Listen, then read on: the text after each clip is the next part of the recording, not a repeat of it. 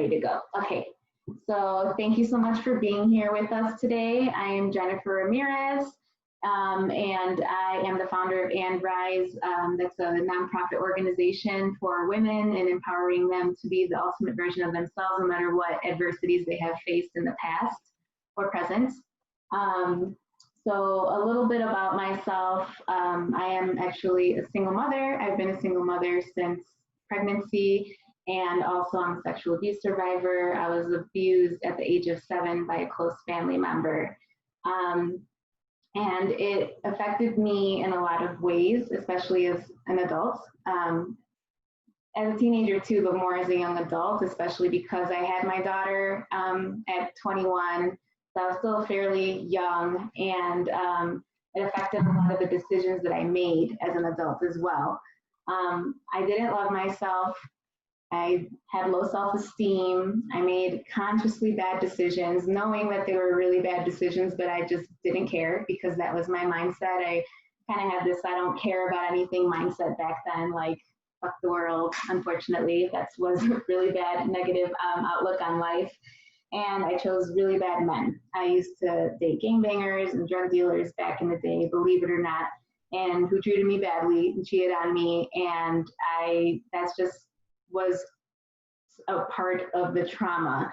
I didn't realize that I was kind of going in a cycle because of that. And I was in a lot of toxic relationships as well. And I also was always looking for a man, always looking for somebody to complete me, you know, like always just in a search, because I feel like society tells us, like, especially because I was a single mother, society kind of tells you like, you're not complete until you have kids and you're not complete until you have a man. And I think that that's complete BS. And because of that stigma in the world, it made me really always think that I was missing something, when in reality I wasn't. It was fine. It was fine with my daughter and I. She's 13 years old and we still do fine. You know, I have a boyfriend now, but you know, we have a really great relationship. I definitely wanted to make sure that my relationship with my daughter was good and close, and where I had a good relationship with her, because I didn't have that with my parents. And to tell you a little bit more about my sexual abuse too. So once my mother found out about the abuse, she asked me about it. I told her, and her reaction was like, oh, okay. And she never brought it up again, never talked to me about it again. And I think that in itself was way more traumatic than the actual trauma itself, because you have somebody that's supposed to kind of like be your protector and somebody that's supposed to save you from the bad people that are doing stuff from you, and she didn't. And so I think that really affected me in a negative way, really more than anything else. And I've never really been close with her, so that also was part of the reason why I think I like chose bad guys too, because I was looking for that love that I was missing from like my mother, I guess too. I kind of got tired of living in that negative state that, you know, always just going, it was just drama. I was just always in drama back in the day. And you can see my old Facebook posts and it's really embarrassing. I used to just always have something, and I was always the victim too. Like there's just always something happening, whether it was with friends or with a guy I was dating at the time. And, you know, my relationships were really toxic. I dated this pretty much like narcissist. And I realized that my father was a narcissist too. And I think that was the cycle that I was in. And it didn't really, I didn't really start to change until, like I said, I got tired. I got tired of feeling bad about myself. I got tired of, like, you know, dating crappy people, and I got tired of being poor. There's just so many things that kind of all came together at once. And so that really helped me to want to do better and have a better life for myself and my daughter. So I started off with just like reading self-help books. Really, that's how I started. Started reading like emotional resilience and things like that. And I remember people at work making fun of me for reading self-help books. They're like, "You're reading self-help books? Like, oh my God." And I was like, is that a bad thing? Like, it made it seem like I was like, I don't know, like doing something crazy. And I was like, you'd think people would be more, you know, supportive of that. But, you know, it made me feel kind of funny. But I still kept reading. I also started going to therapy and counseling, and that really helped a lot. So that's why that's why my nonprofit also gives back to sexual and domestic abuse victims and giving them therapy and counseling, because I feel like in order to get to that next level in life, whatever that level may be, you have to overcome those personal and emotional adversities that hold you back, you know? So that's why I want to give that back to women that have been through trauma or currently going through it. And one of the biggest things that really changed my life, believe it or not, and I know it sounds cliche because everybody says this, like you have to be by yourself to love yourself, but it's really, really true. I stopped dating men. I was just nonstop with the online dating for a long time. And I was just like, you know, one after the other. And then I just like got tired of it because I was like, I'm so like, I feel, you know, like I started really realizing my worth after a while. You know, I was like, I don't deserve that. Or, you know, I want a guy to treat me like, you know, the way I deserve to be treated, like a queen, and like respect me and love my kid too. And, you know, so it really took for me like to stop. And once I stopped, it was like my standards skyrocketed because I like had spent so much time with myself and I got to know myself better. And that is really life changing. And unfortunately, a lot of people don't ever take those steps to even get, a lot of people are roaming the world and don't even know themselves really. So I think that that's really important. And when we're in relationships, that tends to like take away from us getting to know ourselves or anything like that. So I think that was actually a really, really big thing for me. And it got to the point where I was alone. I was almost single for 3 years. And it got to the point where I was like, oh my God, I'm never going to find a man now because now my standards are so high. No one's ever going to like want to live up to that, you know, put all that work in. And then I was thought to myself, I was like, you know what? If they're not willing, do I want that anyway? I'm like, I'd rather be by myself anyway. And, you know, and here we are. And now, like, I did find somebody that is willing to do all the work, you know, and he even makes fun of me. He's like, I've never been with someone that makes, you know, that challenges me like you do. And I'm like, and I always will, you know, because, and I think that's what a good relationship and healthy relationship does. You guys both challenge each other to be better. Yeah, so that really helps. And so this is actually the trauma that I went through really, really set the stage for a lot of things in my life. So I started blogging. I started blogging about my, you know, my sexual abuse, you know, things like I started investing in real estate, started entrepreneurship. I have a whole bunch of stuff that I blogged about. And that was like therapeutic too, because I write. And the best way to, that I communicate with others is through written word. And so I do that too, just, it's like therapy for me. It's just like, sometimes you can't say it in words, so like you just write it down, and that really helps a lot. So that's how the blog kind of started. And then through the blog, that's when I started the nonprofit organization. So I'll get into that now. So I started it because I had gone to this event, and it was like a gently used clothing swap for business clothing swap. And I thought I was going to be in and out the door. I had a date after, so I was going to be like in and out 10 minutes. And then all the women got together in a circle and started talking. They started talking about, you know, all their adversities and all the, you know, the downfalls and the triumphs in their lives and their businesses and stuff. And I was completely blown away, completely inspired by it. And I was just like, wow, the feeling that I left, I just felt so inspired. So I was like, I want to give this feeling to other women. So I just started doing women empowerment events out of my living room. It was nothing crazy, like 15 women or so. But it was so powerful, and I got so many like compliments, and everybody's like, don't stop doing this. So by the third event, we're already sold out of Eventbrite, like 150 tickets for like one of our bigger events. So that showed me that there was a need for the organization and that women needed this and we needed community. And there's just, I feel like so many things, including sexual abuse, that people don't want to talk about because it's uncomfortable, and nobody wants to be uncomfortable. So nobody talks about it, but it's so important because, like I said, I think education is prevention, right? So this is why I'm doing this event, because I think we need to start talking about it, because it doesn't just happen to girls, or, you know, it happens to boys. It doesn't just happen to women. It happens to men too. Like, unfortunately, it's a really common thing that shouldn't be common, but it actually is, unfortunately. And I started talking to my daughter really at a young age about it, because I didn't want the same thing to happen to her. I was really scared that you know, something was going to happen to her and that I wouldn't know. So as soon as she was old enough to talk, and she knew what the private parts were called, I started talking to her about it. And I was like, no one's ever supposed to touch you there. You know, anywhere where you have a bra or panties, that's where it's a no zone. And the only time somebody touches you there is me, or maybe like the babysitter, because the babysitter used to take her a shower. So like me and her are the only ones that should be touching because we're cleaning it, and that's it. I'm like, if there's anything else, you need to let me know. And I've always told her, if you don't feel comfortable telling me, tell some, you know, I've named some people that were close friends of the family, you know, just people that weren't family, just like, if you don't feel comfortable tell mom, tell somebody else that you trust. So I think that, and I've always just told her, like, you know, if anybody doesn't, you have to tell somebody, you can't stay quiet because you're going to keep doing it, you know. And so she understood, but not really until last year when she actually heard me talk about my sexual abuse at one of my events.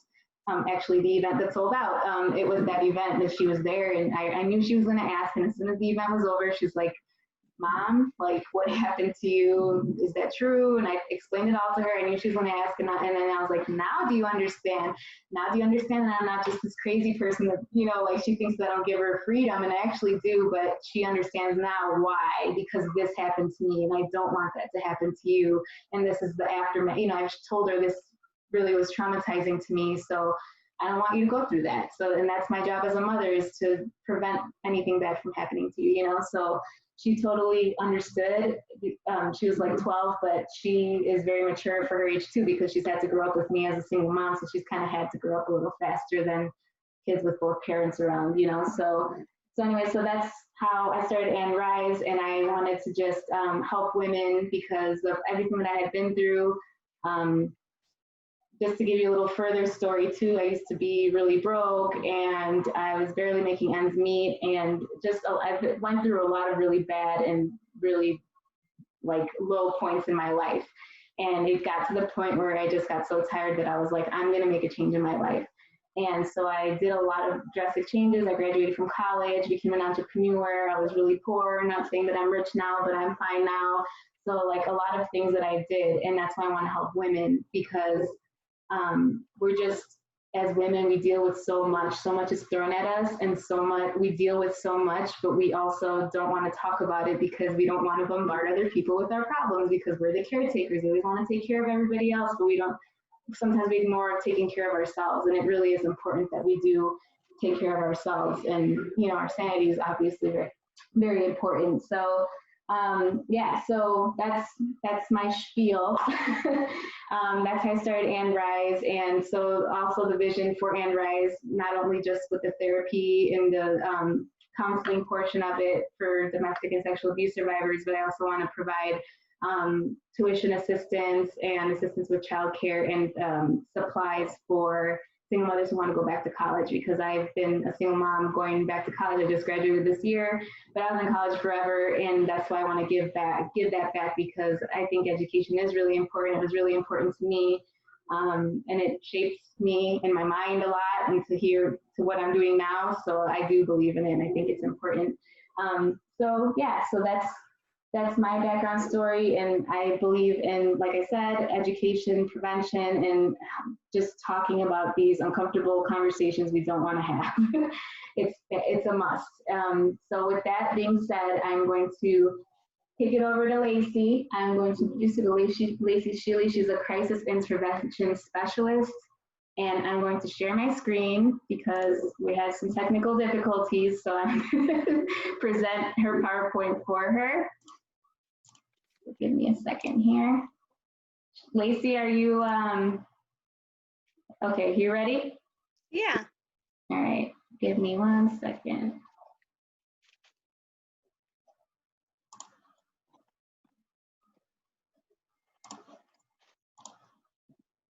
Is this the first one? Yes. Okay. Cool. So hi, thank you, Jennifer, for that introduction. Okay, so I do have my social work degree, my bachelor's in social work. I am a crisis intervention specialist. And then before that, I was working as a victim advocate with children who had been physically and or sexually abused. So before I get started on my portion of the presentation, I just want to go over a few acronyms. These are acronyms that you may find throughout the portion of my presentation. As I speak about them, I'm going to try to remember to say what they stand for. But if I do end up using the acronym, I apologize. But I just didn't want that to hinder what you learn, what you take away from this presentation. So I want to go over them first. If I use the acronym SA, it can stand for sexual abuse or sexual assault. DV stands for domestic violence.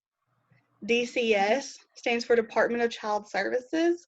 This term is a very fluid term depending on what state and what county you live in. It could be, depending on where you live, it could be DCBS, Department of Child-Based Services, CPS, which is Child Protective Services, or another name. But it's all this agency. SANE, Sexual Assault Nurse Examination. And then my last term is not an acronym, but it's a term that I'm using, and it's a term that a lot of people aren't very familiar with, and it's the term vulva.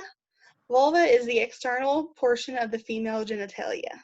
So a lot of times when someone thinks of the female genitalia, they tend to think of the term vagina, which is great. It's a great term.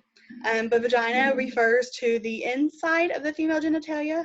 For example, if you insert a tampon, where the tampon is inserted into the vagina. The outside is where you might see your pubic hair, where your mound might be, your labia minora, labia majora. That's all part of your vulva. Great. Okay, thank you. All right, so what to say or do if someone discloses sexual abuse or sexual assault? There are 2 protocols that you can follow, and the only variable that differentiates which protocol you're going to follow is the age of the person disclosing. Are they below the age of 18 or are they 18 and older? So first we're going to talk about if they're below the age of 18, if they are considered a minor. So there are 4 steps if a minor discloses sexual abuse to you. The first step is to believe this minor, especially depending on their age. This is not something that they often make up. Chances are their imagination isn't even that vivid if they're that young. So always believe them. Step 2 is remember the minor chose you for a reason. You are trusted by that minor. That's a good thing. Even if it doesn't always feel like a good thing, it's a good thing that they trust you enough to tell you this. Step 3, do not ask details. This is probably the hardest part. It's almost second nature to want to ask details, especially if it's like a young kid. What do you mean you were assaulted? Well, who did this? What? Where were you? Where was your mom? It's almost second nature to want to fire away with your own questions, especially depending on your own coping mechanisms. You could be in denial or even shock yourself. And so it's almost second nature to want to ask your own questions. Don't ask the questions though, okay? It is not your job to investigate the abuse. It is the responsibility of law enforcement or DCS. And if you ask questions, depending on what that child says, what terms they use, someone, whether it's the defense attorney, law enforcement, someone could accuse you of coaching that child. And that may question the credibility of the child. So they just say, don't, just play it safe. Don't ask questions. Don't risk anyone. That way no one can accuse you of coaching this child. No one can question the legitimacy of the legitimacy. I can't say that word. The truth behind the disclosure. That being said, don't close the child down. If they are just truly wanting to disclose this abuse to you, just listen. Don't just close them down. Just listen. Don't ask questions. Just listen. And then the 4th and final step, report it. Depending on what state you in, and this may actually be a United States, it may be a nationwide thing now that I think about it. But I live in Kentucky. I work in Indiana. But depending on what state you are in, chances are abuse of a child, whether it's sexual abuse, physical abuse, abuse of a child is a mandated reporting issue. Even if you're not a social worker, even if you're not in healthcare, even if you're not a teacher, a lot of people only think that teachers and healthcare and social workers are mandated reporters. It's everybody, no matter where you are. And the fun fact is, you don't have to have proof of the abuse. You just have to have the suspicion that abuse is occurring. Again, it's not your job to investigate. It is just your job to have a suspicion and to speak up about said suspicion. And while we're on the subject of reporting, this is kind of like a little fun fact as well. And it's not really important if you get this wrong. It's not that big of a deal. It's just something that can help speed up the process a little bit. If you happen to know who the alleged perpetrator is, and they are in a caretaker role, then you would typically report it to DCS. DCS is who would handle the investigation. If they're not in a caretaker role, then a lot of times law enforcement handles the investigation. But when in doubt, call DCS. The national number for reporting abuse is 1-800-422-4453. 1-800-422-4453. This is across the United States. Okay, so now we're going to talk about what to do if an adult discloses sex abuse to you. There are 6 steps. Step 1, again, believe them. Step 2, remember the person chose you for a reason. You are a trusted adult. You are a trusted person by that individual. Step 3, never victim blame. Don't ask them what they were wearing. Don't ask them if they were drinking alcohol.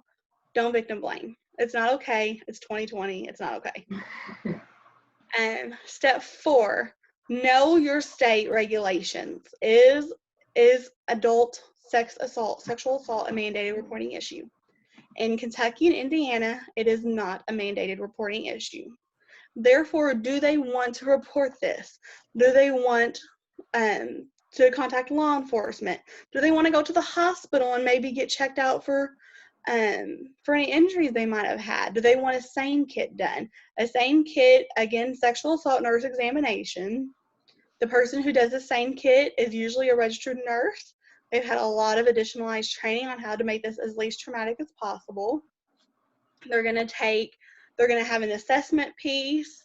They're going to come in and they'll collect DNA a lot of times. They'll collect DNA. It can be from your vulva. It can be from your anus, from your mouth. And they're going to do like a physical exam where they just kind of check you out and make sure everything is okay. It can be a lengthy exam, but it's 100% optional. And even though there are multiple parts to the exam, those segments, each segment is optional as well. So you can say, you know what, I want the SANE kit done. I want you to collect DNA. I want you to do all of this, but I'm not a fan of needles, so you don't get to draw the blood. And that's okay. You have the right to pick and choose what aspects of the SANE kit you want done. They do typically prefer that you get the SANE kit done within 72 hours if you're planning on reporting it. Just to kind of help keep the evidence, just to kind of help make sure the evidence is there. They recommend that you either wear the same clothes that you wore during the assault, or at least take them with you for collection. Additionally, you can opt to have a SANE kit done, but not report it right away.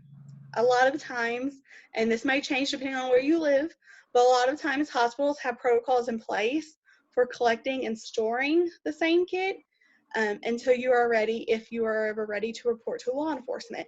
So where I live, a lot of times they may store it for 30 days. And then in 30 days, if you haven't called and said, okay, I'm ready to report this to law enforcement, then they destroy the kit. But it gives you that time to kind of decide what you want to do if you're not quite sure in the moment.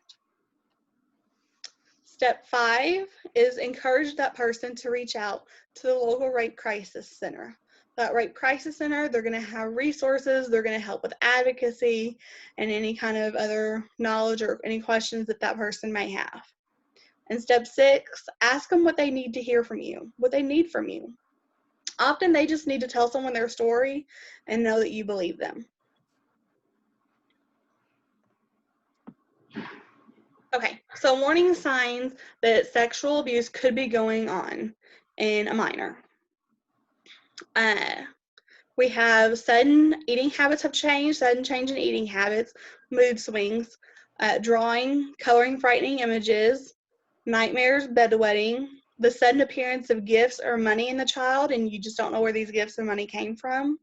The child may view themselves as repulsive, dirty, or bad. The child may be exhibiting adult-like behaviors, language, or knowledge. The child may have new words for private parts. The child may resist removing clothes when appropriate, such as bath time would be an appropriate time to remove clothes. And then there's one more section. Sorry. And this one kind of goes into as they're becoming adolescents, as they're getting bigger, getting older. You could see self-injury, substance abuse, depression, anxiety, running away from home. Again, the appearance of suddenly having eating disorders, or extreme dieting, or suicide attempts. Now, none of these warning signs are indicative of sex abuse necessarily. None of these are for sure, oh, well, there's self-injury, there's definitely sex abuse going on. Not necessarily. There could be domestic violence present in the home. There could be other types of trauma present in that child's life. So it doesn't necessarily, or sometimes, especially like things like bedwetting, you'll see that sometimes if the mom has a kid number 2 and they go from being an only child. So sometimes it's not even super traumatic. So just 1 or 2 of these warning signs doesn't necessarily indicate that sex abuse is going on. But if you are seeing these signs, especially more than 1 of these signs, it could very well be a red flag that something is not right. Something is going on, and we should at least be asking questions. And now we're going to talk about domestic violence. So what to do if an adult discloses that they are a victim of domestic violence to you. There are 6 steps. The first step is to believe them. This is a big deal, and believing them isn't something that happens often. Step 2, remember they chose you. You're trusted for a reason. Step 3, never victim blame. Again, it's not okay. Step 4, know your state laws. Is domestic violence in an adult a mandated reporting issue? In Kentucky and Indiana, it is not a mandated reporting issue. Therefore, it's important to talk to them. Do you want to report this? Do you want to leave? Never make the decision for them. Never be like, well, if you're not going to call the police, I will, because this isn't okay.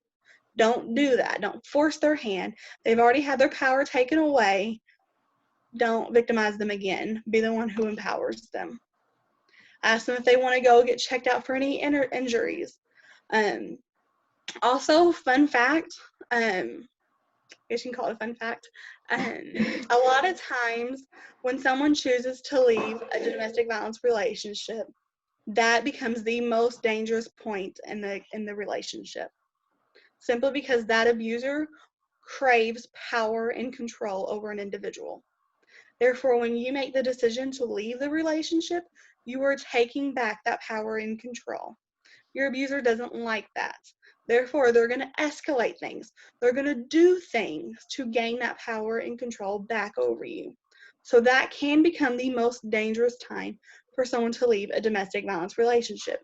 Therefore, sometimes it's not safe to leave right away. Sometimes it's safer to go back to that abuser and plan to leave. This is where you encourage them to reach out to their local domestic violence crisis center. That domestic violence crisis center can help to safety plan with them, can help them decide when it is the best time to leave if they ever decide to make that decision on their own. And step 6, ask them what they need from you. Sometimes they just need someone to believe them. This is especially true if the perpetrator is well known and well loved in the community.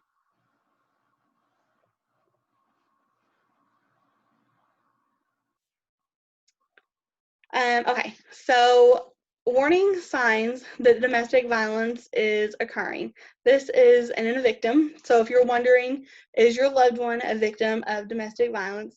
These are just some potential warning signs for you to consider.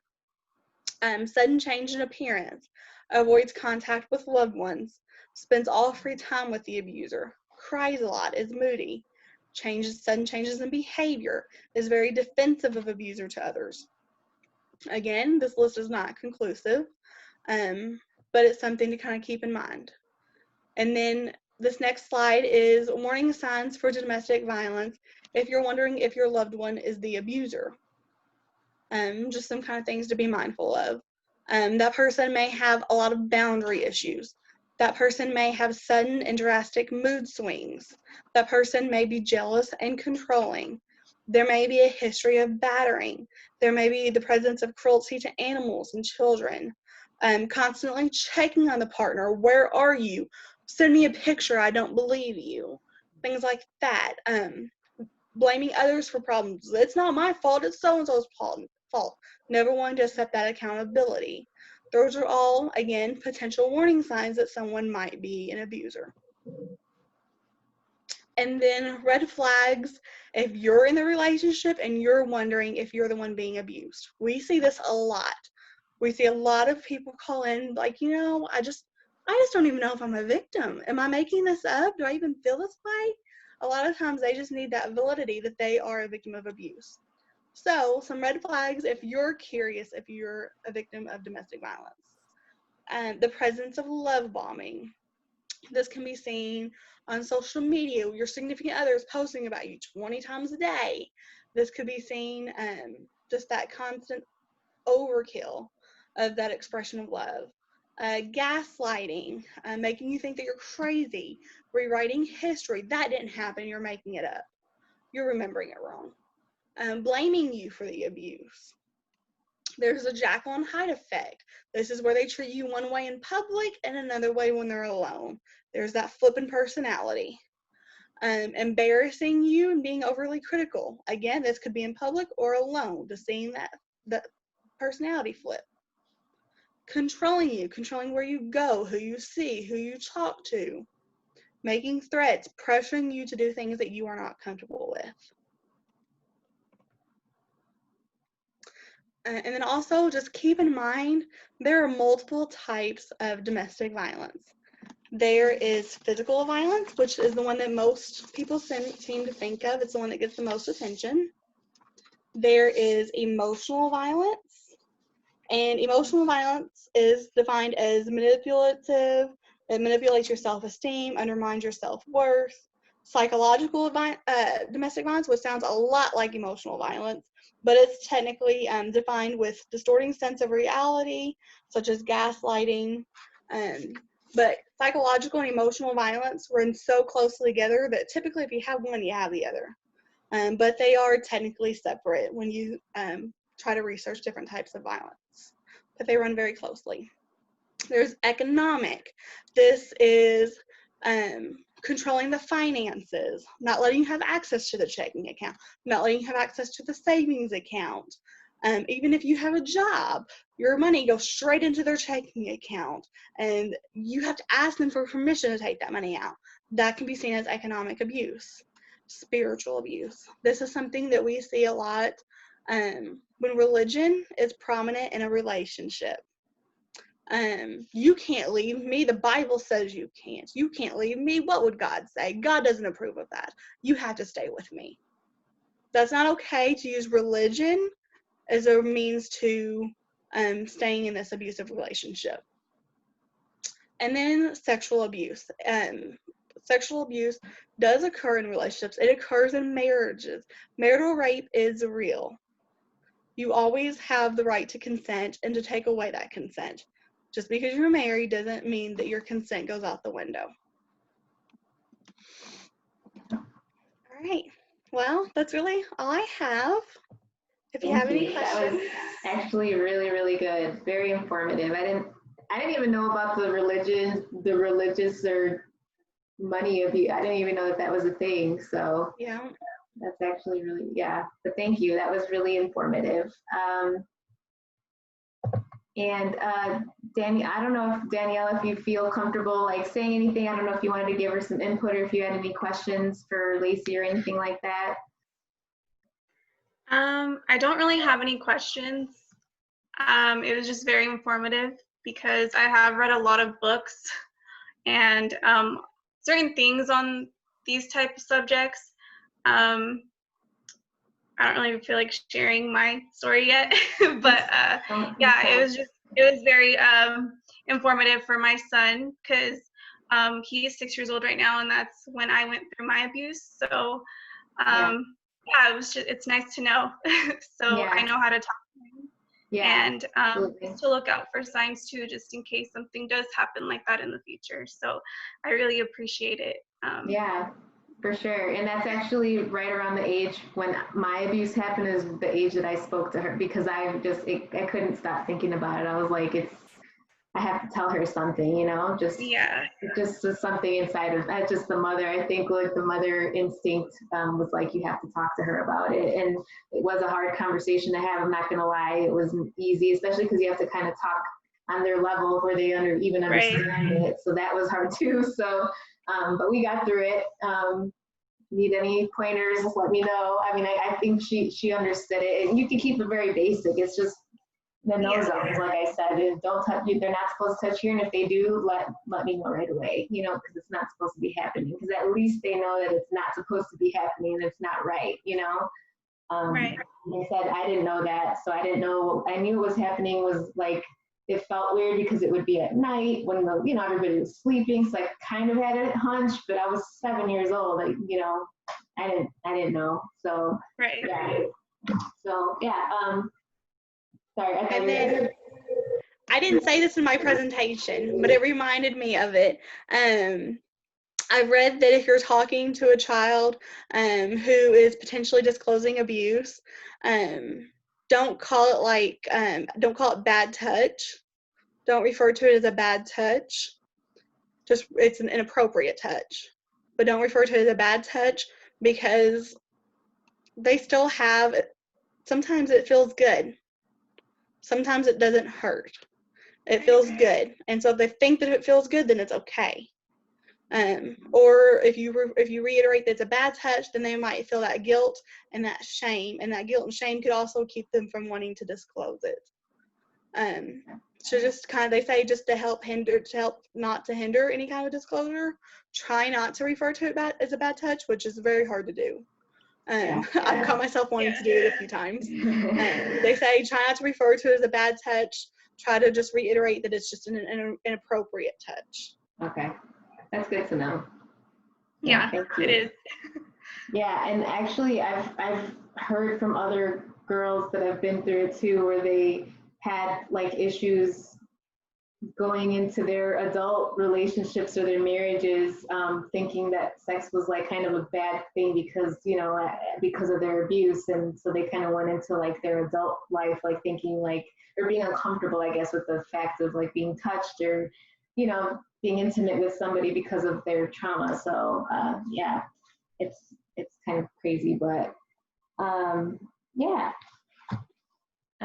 So I won't ask any further questions. I think we're doing good. Well, we're going to do Q&A, but I think we're okay. We didn't have any questions. You know what, Lacy, actually did. Let me look at it really quick, because I did have a question about something you did have on there. I didn't know what you meant. Hold on.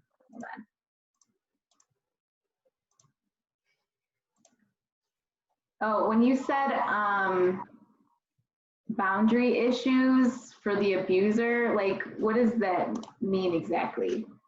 Okay, so that can be seen in a lot of different aspects. Boundaries could be it could be a couple of different things.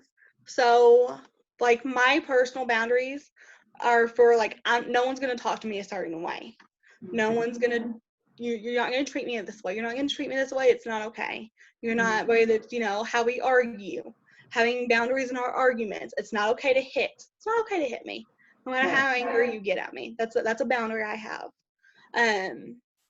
A lot of people tend to think of boundaries as how you treat others. A lot of people, that's something I've seen abusers, they want to make that into a controlling thing. Well, I told her that's a boundary. She can't go hang out with so-and-so. That's a boundary. No, you don't get to install boundaries for another human being. It's all about what you instill in yourself, with your personal boundaries. You don't get to choose someone else's boundaries. That's not okay. But it's about what your rules, your guidelines are for your own life. Again, it can be saying no one can hit me. You're not going to talk to me this way. It can be saying, and that's the issue, is with your boundaries, that you have boundaries at all, I guess. Having a closed relationship versus an open relationship, that could be seen as a boundary as well. It's just about your your protection, your guidelines for Okay. yourself, All for your right. own safety. Well, I'm glad I asked because I actually thought it was something completely different. And I might not be explaining it super well. I think you are. I have all kinds of documents on boundaries. I just didn't bring them with me. That's all right. No, so I think this turned out really good. So thank you, Daniela, for coming, and thank you, Lacy, for presenting. I think your presentation was super awesome. Told you you'd do great. So thank you so much for coming, and I hope, again, that this was really informative. I thought it was informative. And yeah, like I say, please talk to your kids about this. If you know other people that have been through it, like now you know what to do, and make sure that you're just sending the word out. Like we need to talk about this subject more. It happens to way, way, way too many people, but we don't know about it because nobody wants to talk about it. And I'm kind of guilty too. I mean, I'm not guilty, but like I didn't start talking about my abuse till 33. I'm 34, so it just was last year I just started talking about this, and it wasn't easy. And I know it sounds cliche because everybody says the more you talk about it, the more you heal, but it really is true. At first I thought it wasn't, but I talk about this all the time now. I feel like I talk about my abuse daily because I do events and I talk to different people about what has happened to me, and honestly, it really has been healing, believe it or not. So yeah, so I'll leave it off at that. So again, thank you for coming. Thank you for being here. Yes, and thank you you guys. You're welcome. And everybody take care. Have a good night. You too. Bye.